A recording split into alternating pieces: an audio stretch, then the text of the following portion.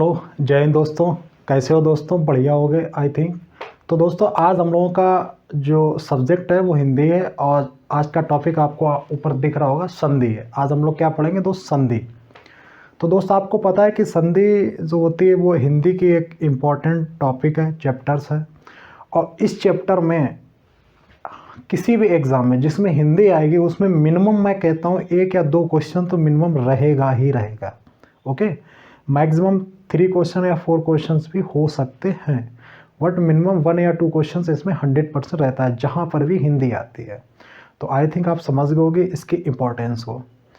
एक बात, दूसरी चीज़ ये है दोस्त कि संधि थोड़ा सा हिंदी का टेक्निकल चैप्टर है। अगर हम कहें वैसे तो हिंदी तो अपना सिंपल चैप्टर है, हिंदी हिंदी है भाई हम लोगों की, है ना, क्योंकि हम लोग जनरली हिंदी में ही बात कर रहे हैं, सारे लोग हिंदी ही सीख रहे हैं शुरू से, जब से हम लोग पैदा हुए हैं अपने घरों पर। बट ये चैप्टर थोड़ा सा टेक्निकल है। अगर हम लोग उस टेक्निक को, उस टेक्निकलपन को अगर नहीं सीखेंगे, थोड़ा दिमाग नहीं डालेंगे, मतलब मेरा मतलब है कहने का कि रटने से, एग्जाम्पल को रटने से हटकर अगर चीज़ों को समझने पे हम अपना पावर नहीं डालेंगे, अपना फोकस नहीं करेंगे, तब तक ये चैप्टर हमारे लिए कठिन ही रहेगा। चाहे एक बार पढ़ो, चाहे मुझसे पढ़ो, चाहे किसी और से पढ़ो, चाहे खुद से पढ़ो, जब तक आप वो टेक्निक समझेंगे नहीं संधि की, तब तक आपको ये चैप्टर कठिन ही लगेगा दोस्त, और तब तक आप कंफ्यूज ही रहोगे। चाहे किसी प्रैक्टिस सेट से निकालोगे या एग्ज़ाम में बैठोगे या जहाँ पर भी ये आएगा तो आपको लगेगा टफ। लेकिन अगर आपने इसकी टेक्निक को समझ लिया, थोड़ा सा दिमाग देखा, थोड़ा पैटर्न्स के साथ, फिर आपको ये चैप्टर हलवा लगेगा हमेशा के लिए। ओके, यानी कि सिंपल लगेगा। ठीक है दोस्तों, अब हम लोग बात करते हैं संधि पे। तो सबसे पहली बात आती है कि भाई संधि है क्या हिंदी में। तो आप सभी लोगों को पता है कि संधि क्या है। किन्हीं दो वर्णों के मेल से जो विकार उत्पन्न होता है या जो परिवर्तन होता है उसको हम लोग क्या बोलते हैं? संधि। अगर मैं इसको दूसरी भाषा में यूं कहूं कि अगर मैं थोड़ा सा बड़े करके इसको कहूं कि कोई दो वर्ड जिनके पहले वर्ड का अंतिम अक्षर, पहले शब्द का अंतिम अक्षर और दूसरे शब्द का पहले अक्षर में मिलकर के मिलाप से जो परिवर्तन होता है, जो विकार होता है, उसको हम लोग क्या कहते हैं? संधि कहते हैं। समझ गए दोस्त? यानी कि इंग्लिश में इसको क्या बोलते हैं? कंजक्शन। यानी कि मेल, जुड़ाव, कंजक्ट करना, जुड़ाव को क्या कहलाती है? संधि। इंपॉर्टेंट ये नहीं है डेफिनेशन, यस, कभी भी डेफिनेशन नहीं आएगी किसी भी एग्जाम में, बहुत ही मुश्किल है। बाई चांस किसी में आ जाए भाई, मैं नहीं कह सकता हूँ, बट मुझे लगता है कभी नहीं आएगी। इंपॉर्टेंट क्या है, हम लोग आगे बात करते हैं। तो आई थिंक आप इसकी डेफिनेशन को समझ गए होंगे। इसमें लिखने में आपका इंटरेस्ट है तो आप लिख लीजिए। मैं बोल रहा हूँ कि किसी शब्दों के पहले शब्द का अंतिम वर्ण दूसरे शब्द के पहले वर्ण के मेल से जो विकार या परिवर्तन होता है उसे हम संधि कहते हैं। हिंदी व्याकरण में उसे हम संधि कहते हैं। आप चाहो तो इसे नोट कर सकते हो, नहीं तो मुझे नहीं लगता कोई ज़्यादा महत्वपूर्ण है ये। ओके, अब बात आती है कि दोस्त संधि कितने प्रकार की होती है, टाइप्स ऑफ कंजक्शन, मतलब कितने प्रकार की संधि होती है। ठीक है, मैं इसमें आपको एक चीज़ और बता दूं कि थोड़ा सा लिखने से ज़्यादा थोड़ा समझने पे फोकस करना। मैं अभी बता रहा हूँ, आगे ये काम आएगा। पूरी संधि में मैं कह रहा हूँ थोड़ा समझने पे ज़्यादा फोकस करना है, क्योंकि लिखी तो हमारी बुक्स में भी हैं और कई जगह आपने पढ़ा होगा, लिखा होगा, लेकिन दिमाग में नहीं। कोशिश करना कि कॉपी से ज़्यादा दिमाग में चीज़ों को समझने की कोशिश करना। ओके, चलिए। तो दोस्त टाइप्स ऑफ संधि, आपको सबको पता है कि दोस्तों संधि हमारी कितने प्रकार की होती है? 3 प्रकार की होती है। आपको पता है ये बात, कोई बात नहीं, मैं लिख देता हूँ फिर भी। ये 3 प्रकार की होती हैं, 3 प्रकार की, या मैं सीधा उस टाइप को आपके बना के लिख दूँ, सिंपल रहेगा, ये सही कहा। मैं इसको यूं लिख दूँ, जैसे संधि है तो संधि के 3 प्रकार हो जाएंगे, ऐसे लिख दूँ तो आपको अच्छा लगेगा। नंबर 1 स्वर संधि, नंबर 2 व्यंजन संधि, व्यंजन संधि, और नंबर 3 विसर्ग संधि, विसर्ग संधि। ओके ओके, ये भाई मैं ना ऐसे बनाता हूँ, कोई दिक्कत नहीं, ठीक है, आप समझ गए। अब मेरी बात समझो, संधियाँ 3 प्रकार की हो गई, स्वर संधि, व्यंजन संधि और तीसरी विसर्ग संधि। अब बात आती दोस्त स्वर संधि। देखो मैं एग्ज़ाम के पॉइंट ऑफ व्यू से आपके ये बात मैं बता दूं आपको कि स्वर संधि इट इज़ वेरी इंपॉर्टेंट, मतलब ये बहुत ही महत्वपूर्ण है संधि टॉपिक की एक, क्योंकि अगर एग्ज़ाम में एक प्रश्न आया तो फिर ये 100% इसी से ही पूछा जाएगा। एग्ज़ाम में एक से ज़्यादा अगर प्रश्न आए तो इनसे भी बनने के चांसेस है। आप यूँ बोल सकते हो कि 50% ये अकेले इम्पोर्टेंट है, 50% ये दोनों मिला के, ओके। तो आप इस स्वर संधि की इम्पोर्टेंस आप समझ गए होंगे आई थिंक। अब मैं आपको आगे बताता हूँ कि स्वर संधि है क्या। आप भी जानते हो स्वर संधि कोई बड़ी बात नहीं, कहना बड़ी बात क्या है मैं आपको आगे बताऊंगा। और देखो जब मैं बताऊंगा इसका लास्ट में इसका शॉर्टकट भी आपको बताऊंगा। अभी तो मैं डिटेल में चीज़ें समझाऊंगा एक एक बारीकी से, लेकिन लास्ट में मैं शॉर्टकट भी आप बताएंगे, मतलब मैं उसको आपको बताऊंगा लास्ट में शॉर्टकट, उस पर आप ज़रूर गौर करना। लेकिन वो शॉर्टकट जब ही आपको समझ में आएगा, जब ही आपके लिए अच्छा होगा, जब आप छोटी छोटी चीज़ बारीकी से समझते चलेंगे, तब आपको शॉर्टकट में मज़ा आएगा, लेकिन वैसे मज़ा नहीं आएगा, ठीक है। हाँ, शॉर्टकट के पीछे ज़्यादा भागते हैं ना, इसलिए मैं बता दूँ पहले। शॉर्टकट की यही उसकी प्रॉब्लम है कि जब लॉन्ग कट समझते हो तो शॉर्टकट मज़ा आता है, शॉर्टकट के पीछे पड़े रहे तो शॉर्टकट निकल जाता है शॉर्टकट से चलिए खैर,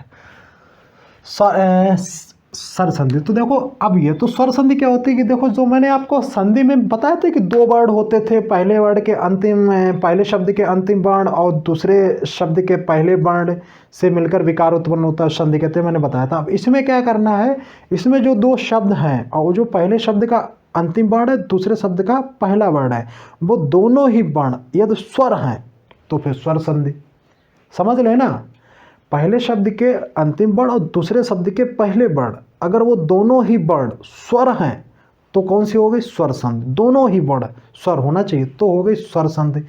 और दोनों में से कोई एक अथवा दोनों, मेरी बात समझ रहे हो, थोड़ा यहाँ पे ध्यान देना कि पहले शब्द के अंतिम वर्ण दूसरे शब्द के पहले वर्ण के मेल को संधि कहते हैं। और वही अगर पहले शब्द का अंतिम वर्ण और दूसरे शब्द का पहला वर्ण यदि दोनों ही स्वर हैं 100% तो स्वर संधि।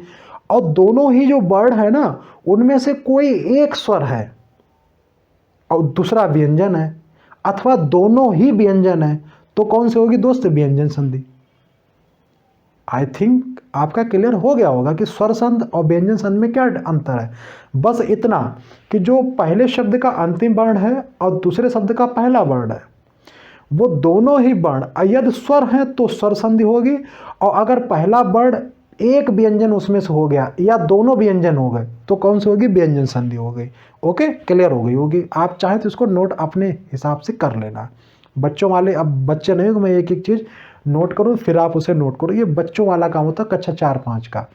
अब आप कंपटीशन पढ़ रहे हैं, ओके।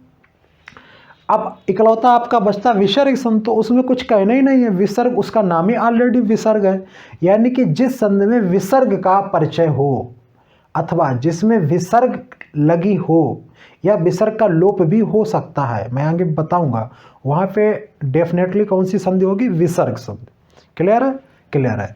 अब आप आई थिंक आप तीनों की डेफिनेशन आपको समझ में आ गई होगी, ठीक है। अब हम लोग पहले वाले भाई के पास चलते हैं, स्वर संधि के पास, इनके हालचाल लेते हैं। तो स्वर संधि की मैंने डेफिनेशन आपको समझा ही दी। अब आता है कि इसके प्रकार कितने होते हैं स्वर संधि के, because this is very important, है ना। आई कॉल्ड बिफोर, मैंने आपसे पहले ही कहा है कि भैया ये इंपॉर्टेंट है, तो इसको थोड़ा अच्छे समझ लेते हैं। खैर यार मैं बता दूं यार कि मुझे इंग्लिश बोलना नहीं चाहिए, सॉरी, क्योंकि मैं हिंदी पढ़ा रहा हूँ। लेकिन यार क्या है कि मैं मतलब मेरे हाई स्कूल इंटर सब में डिक्टेंशन था, सॉरी, ये मुझे अपनी नहीं करना चाहिए, लेकिन क्या करें, ये मैं आ रहा है तो मैं इसको बोल दे रहा हूँ। मतलब मेरी इंग्लिश भी ठीक ठाक है और हिंदी भी ठीक ठाक है यार, बस इतना ही मैं कहूँगा।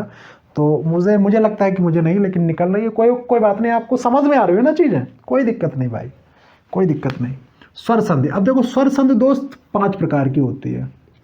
देखो लैंग्वेज इंपॉर्टेंट नहीं होती, ये हम लोग चीज़ें पढ़ रही है, ग्रामर पढ़ रहे हैं, इंग्लिश बोलना, हिंदी बोलना या बंगाली बोलना, other language, language is language, ठीक है ना। लैंग्वेज आप बोलिए, बस लैंग्वेज का मतलब क्या होता है कि भाई सामने वाला बंदा समझ ले।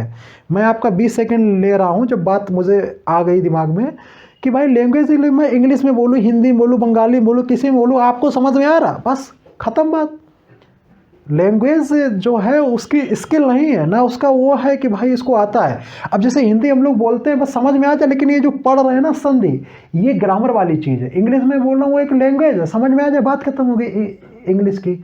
अब मैं उसको पढ़ूँ तो वो एक ग्रामर एक अलग चीज़ है। मेरी बात समझ रहे, तो कोई दिक्कत नहीं, ठीक है। अब देखो स्वर संधि।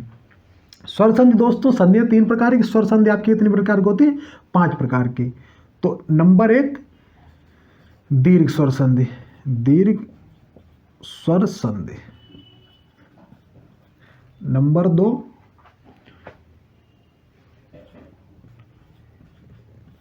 गुण स्वर संधि। नंबर 3 वृद्धि स्वर संधि। नंबर 4 यण स्वर संधि। और नंबर 5 अयादि स्वर संधि। ओके, तो ये दोस्त आपकी स्वर संधि जो हो गई है वो आपकी 5 प्रकार की हो गई। कौन कौन सी? दीर्घ, गुण, वृद्धि, यण और अयादि स्वर संधि। ठीक है, ये 5 प्रकार की। अब इनमें से हम सबसे पहले बात करते हैं दोस्त दीर्घ स्वर संधि। तो आप इसे नोट कर लीजिए, फिर मैं अलग से आपको दीर्घ स्वर संधि पढ़ाऊंगा। फिर एक एक करके, अभी इसको, फिर इसको, फिर इसको, फिर इसको, फिर इसको, सबको एक एक करके पढ़ाऊंगा। फिर बाद में आपको एक शॉर्टकट भी इसका बताऊंगा। पहले विस्तृत में पढ़ो, फिर शॉर्टकट। ओके, चलिए आप इसे नोट कर लो, फिर मैं आपको दीर्घ स्वर संधि पढ़ा रहा हूं। ओके, तो दोस्त हम लोग पढ़ रहे थे दीर्घ स्वर संधि। तो देखो दीर्घ स्वर संधि क्या होती है। तो सबसे पहले दीर्घ स्वर संधि की हम लोग डेफिनेशन समझेंगे, मतलब इसको समझेंगे कि वास्तविकता में दीर्घ स्वर संधि होती क्या है।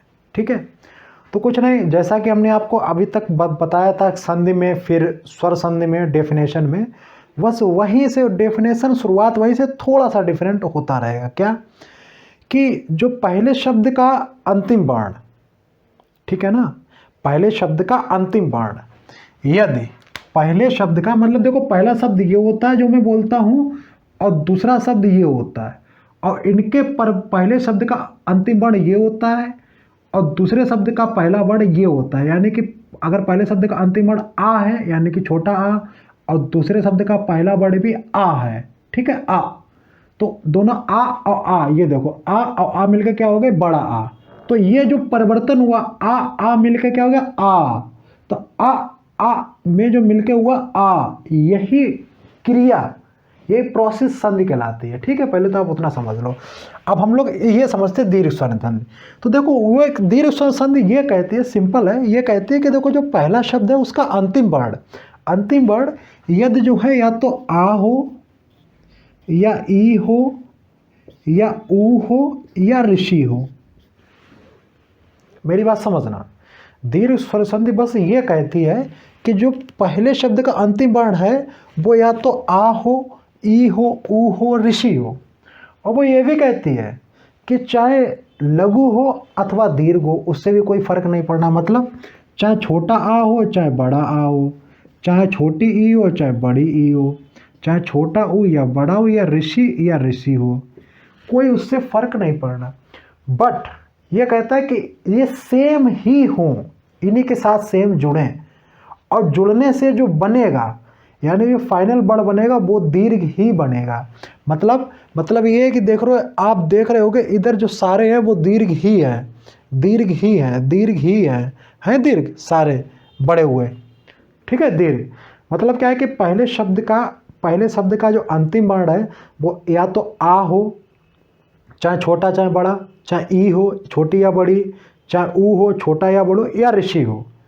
और जो दूसरे शब्द का पहला वर्ण हो वो भी सेम हो, मतलब आ से आ जुड़ा हो, चाहे छोटा आ से बड़ा आ, चाहे बड़ा आ से छोटा आ, चाहे बड़ा आ से बड़ा आ, उससे कोई परेशानी नहीं है, बट सेम हो। आ से आ, ई से ई, ऊ से ऊ, ऋषि से ऋषि, छोटे बड़े हों कोई दिक्कत नहीं है। बट इनके मिलने से जो वर्ड बनेगा वो हमेशा दीर्घ ही बनेगा, चाहे चाहे छोटे छोटे मिलके बने तब भी दीर्घ बड़ा बनेगा, चाहे बड़ा और छोटा बने तब भी बड़ा बनेगा, चाहे बड़ा बड़ा मिले तब भी बड़ा बनेगा, चाहे बड़ा छोटा मिले तब भी बड़ा बनेगा। अब आप मेरी बात समझ गए होंगे। देखो बात समझना इंपॉर्टेंट है दोस्त, कुछ नहीं। मैं एक बार फिर आपको समझाता हूँ। दीर्घ स्वर संधि सिंपल हुआ, बस ये कहती है सबसे पहले दीर्घ स्वर संधि में यही कि सेम वाले जुड़ते हैं। एक बस यही आप एक समझ लो सबसे पहला पॉइंट कि सेम वाले, मतलब आ में आ जुड़ेगा, ई में ई जुड़ेगी, ऊ में ऊ जुड़ेगा और ऋषि में ऋषि जुड़ेगी। पहली बात तो ये सेम में सेम ही जुड़ता है। उसके बाद चाहे छोटा जोड़ो या बड़ा जोड़ो, पहले वर्ड चाहे दूसरा वर्ड छोटा हो बड़ा, उससे कोई फर्क पड़ना नहीं, लेकिन जो लास्ट का जो वर्ण बनेगा, रिजल्टेंट आएगा, मतलब जो विकार होने के बाद जो आएगा वो हमेशा बड़ा ही आएगा। ओके, अब आप समझ गए होंगे। तो इधर देखो, चाहे इसमें छोटा आ जोड़िए चाहे बड़ा आ जोड़िए, चाहे इसमें छोटी ई जोड़िए, चाहे बड़ी ई चाहे छोटी ई, कुछ भी इधर उधर कर लेना, कोई दिक्कत नहीं। चाहे ये जोड़िए चाहे ये जोड़िए, और इसमें तो ये तो सेम ही है, तो बस इसमें तो यही रहेगा, ठीक है, ये जोड़िए। तो लेकिन इनके बाद जो रिजल्टेंट आएगा ना, वो दोस्त यही आएगा, आ मतलब दीर्घ ही आएगा, ऊ और इसे। अब आप हमारी बात समझोगे, बस यही ये संधि कहती है दीर्घ स्वर संधि, ठीक है। मैं एक बार फिर समझा दूं कि पहले शब्द का अंतिम वर्ण आ छोटा चाहे बड़ा हो, और दूसरे शब्द का अंतिम वर्ण सेम ही होना चाहिए, चाहे छोटा चाहे बड़ा, तो रिजल्टेंट हमेशा दीर्घ वर्ण हो जाता है। ये है डेफिनेशन। चाहे इसमें ले लो चाहे इसमें ले लो चाहे इसमें, देखो सब में सेम है, सब में चाहे इधर छोटा चाहे बड़ा, उसको कोई फर्क नहीं पड़ा, रिजल्टेंट दीर्घ आएगा। अब आप डेफिनेशन आपकी बिल्कुल क्लियर हो गई होगी। 4 ही वर्ण हैं, ठीक है, इसमें सिर्फ 4 वर्ण जो सेम जिसमें जुड़ेंगे, ठीक है। अब इसके कुछ उदाहरण देख लेते हैं महत्वपूर्ण।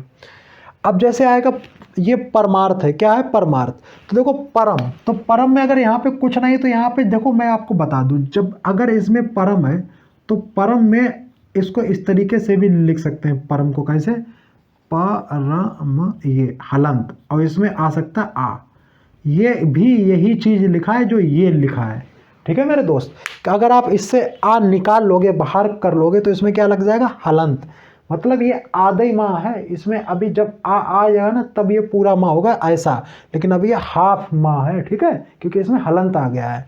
तो इसमें आ आपका जुड़ जाए, मतलब आ अगर इसमें खींच लेंगे तो नीचे लग जाएगा हलंत, ठीक है। तो बस इसी आ की हम बात कर रहे हैं, इसी का की।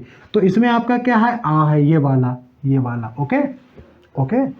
और इसमें भी देखो वही है, इसमें भी ये वाला आ है, तो ये वाला, तो देखो ये वाली बात आ गई कि भाई ये और ये जुड़ के क्या बनेगा, बड़ा आ। तो बस वही जुड़ के क्या बन रहा, बड़ा। अब बड़ा आप सोच रहे कैसे होगा, तो देखो ये परम, ये तो यही है परम, ठीक है, और ये है, ये, तो जो ये वाला डंडा है ना, ये जो डंडा है ना, यही आपका बड़ा आ है। बात समझ में आई, आगे होगी, यानी कि इसमें छोटा और छोटा मिलकर क्या हो रहा है, बड़ा, कोई दिक्कत नहीं, सही है। वैसे ही यहाँ पे इसमें भी आ, तो छोटा मिलकर क्या हो गया, बड़ा, देहांत।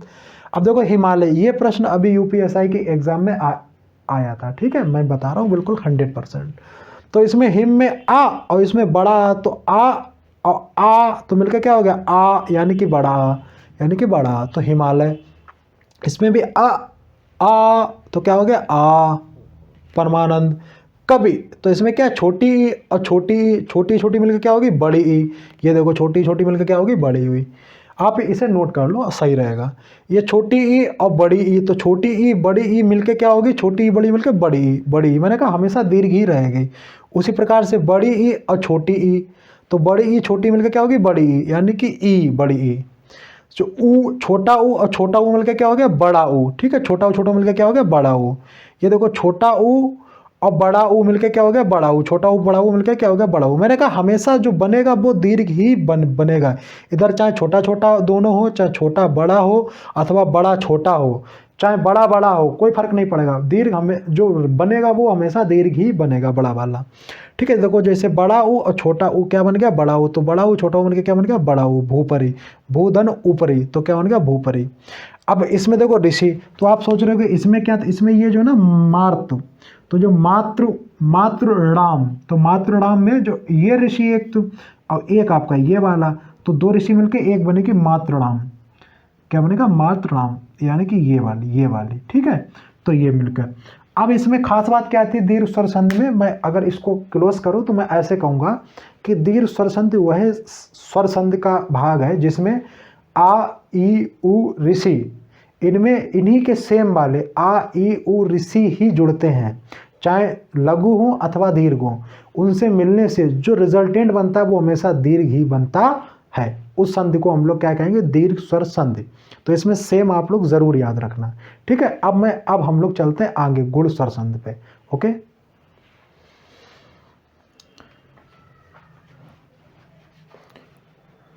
तो अब आती है गुण स्वर संधि। तो दोस्तों हम लोग इस पे बात कर लेते हैं कि गुण स्वर संधि क्या है।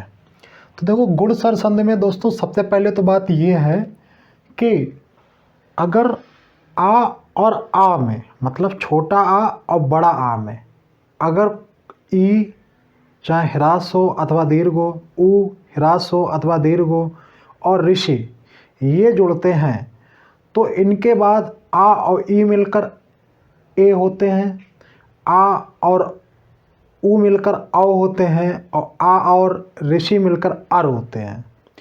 खास बात इसमें यह है कि जो भी रिजल्टेंट बनता है, यानी कि जो बनता है वो हमेशा लघु ही होता है। मतलब ए होगी तो वो भी लघु होगी, यानी कि छोटी होगी, और जो औ होगा वो छोटा औ होगा, ठीक है, और उसके बाद अर होगा।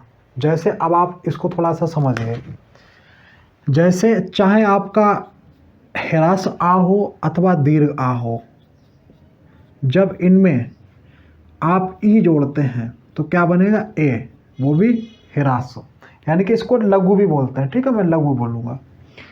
फिर आ हो लघु अथवा दीर्घ हो, और इसमें यदि आप इसमें जोड़ोगे ओ, या चलो मैं कैपिटल ई का भी आपको बता देता हूँ, मतलब दीर्घ ई का ई, तो भी आपका क्या बनेगा, ए ही बनेगा, ठीक है।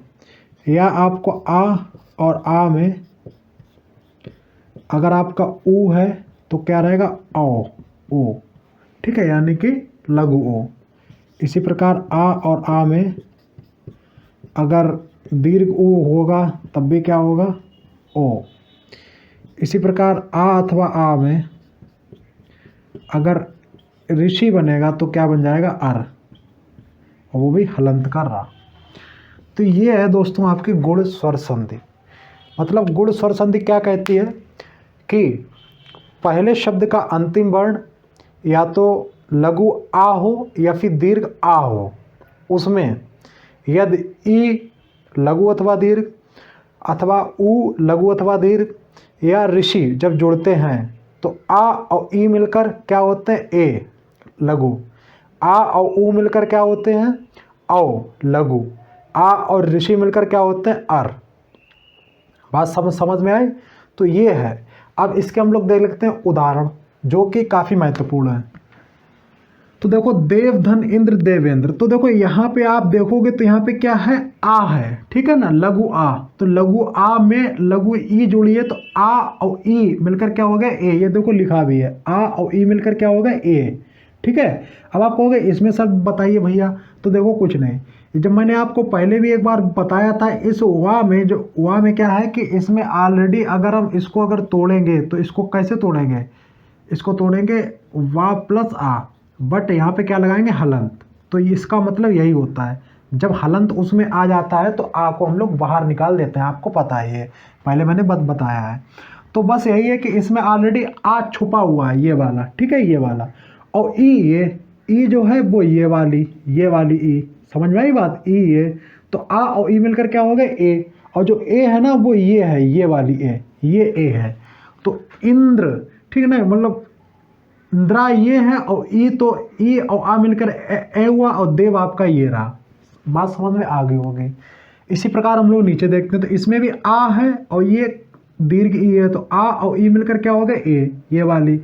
सुर आपका ये लिखा, सुर ए लिखा, शाह आपका ये लिखा, बस यहाँ का आ और ये ई मिलकर क्या होगी, ए हो गई, ये वाली लघु है, ठीक है। उसी प्रकार देखो यहाँ पे क्या है, यहाँ पे दीर्घ आ है और लघु ई है, तो ये दीर्घ आ जो ये वाला है ना, दीर्घ आ और ई मिलकर क्या होगी, ए हो गई, ये वाली ए हो गई। उसके बाद महे ये लिखा और इंद्र ये लिखा, आगे बात समझ में। उसी प्रकार आगे तो देखिए यहाँ पे दीर्घ आ ये है और दीर्घ ई ये है, तब भी क्या बनेगा लघु ए। गुण स्वर संधि इसकी खासियत यही है कि इसमें जो भी बनेगा रिजल्टेंट वो लघु ही बनेगा, चाहे ए हो अथवा आओ हो, ठीक है। तो देखो इसमें दीर्घ आ और दीर्घ ई मिलकर क्या हो गया ए। तो देखो महेरा ये, और ये जो दीर्घ आ है और ये ई है, इसका हो गया ए, और शाह का शाह ये रहा। बात समझ में आ रही। उसी प्रकार इसमें भी देखिए आ, इसमें क्या छुपा आ और ये ऊ, तो आ औ मिलकर क्या हो गया औ, ये वाले औ, सिर्फ औ इतना है ये बस। उसके बाद सुर, तो सुर ये देखो आधा रहा ऑलरेडी जैसा है वैसे रहेगा, दय का दय ये रहा दय। मेरी बात समझ में आ रही। उसी प्रकार इसमें भी आ और ऊ, तो इसमें आ छुपा है वो आ और इसका दीर्घ ऊ, तो आ और ऊ मिलकर क्या हो गया औ, ठीक है ना, मतलब लघु औ। तो इसका देखो जल का जली है, ये देखो ये है लघु औ, और मृमी उर्मी मुर्मी का ये है मृ, ठीक है, ये वाला ऊ और आ मिलकर क्या हो गया ओ। इसी प्रकार इसका दीर्घ आ और ऊ, ये देखो लिखा दीर्घ आ और क्या हो गया ओ, तो ओ सिर्फ ये है ये। उसके बाद महे ये रहा आपका, इसका आ और ऊ मिलकर औ हो गया, ये हो गया, सब ये है, तो सब ये है। बात समझ में आ रही। कुछ नहीं, देखिए आप एक एक बिल्कुल पॉइंट अपना क्लियर कर लो। इसके बाद देखो दीर्घ आ और दीर्घ ऊ, तो दीर्घ आ और ऊ मिलकर क्या हो गया औ, ठीक है, लघु, तो ये देखो औ, तो ये तो देखो गंग आपका ये लिखा। अब इसके दिए दीर्घ आ और ऊ मिलकर क्या हो गया औ, तो औ आपका ये, और मृमी ये है, मृमी ये है पीछे, ठीक है, मृमी। ओके, अब देखो सप्त में आ यहाँ पे छुपा है, यहाँ पे क्या छुपा है आ, ठीक है, और प्लस ऋषि आपकी है, तो क्या हो गया अर हो गए, क्या हो गए अर मतलब आधा रहा। देखो सप्त का सप्त यही रहा, ठीक है, इसमें आ छुपा हुआ, तो इसमें किस में होगा अर, मतलब आधा रहा में, तो आ इसमें है ही है। उसके बाद आप सोच रहे हो ये आधा रहा कहाँ, तो आधा रही है ये, ठीक है, सी का सी ये लिखा, आधा रहा ये ऊपर, तो हो गया सप्त ऋषि। तो ये थी आपकी गुण स्वर संधि। तो एक बार मैं रिपीट कर दूं, गुण स्वर संधि। गुण स्वर संधि दोस्त ये कहती है कि पहले वर्ड के जो पहले शब्द है उसका जो अंतिम वर्ण होगा वो या तो लघु आ होगा या फिर दीर्घ आ होगा, और उसमें आपका लघु ई अथवा दीर्घ ई अगर जुड़ेंगे तो क्या हो जाएगा ए, यानी कि लघु ए, या अगर उसमें लघु ऊ या दीर्घ ऊ जुड़ेगा तो क्या हो जाएगा ओ, वो भी लघु का ओ। अगर ऋषि जुड़ेगी आ में तो क्या हो जाएगा अर। बस यही है आपकी गुण स्वर संधि। उदाहरण आप इनको नोट कर लेना, काफ़ी महत्वपूर्ण है, ठीक है। फिर अब हम लोग दोस्त बात करते हैं तीसरी, यानी कि तीसरी स्वर संधि वृद्धि स्वर संधि, ठीक है। उसमें हम लोग बात, उसमें क्या है, अब इसमें क्या था, इसमें सारे लघु आ रहे थे रिजल्टेंट, उसमें सारे दीर्घ आएंगे रिजल्टेंट, मतलब ए होगी वो भी दीर्घ होगी, औ होगा वो भी दीर्घ होगा, ठीक है। अब हम लोग उसकी बात करते हैं।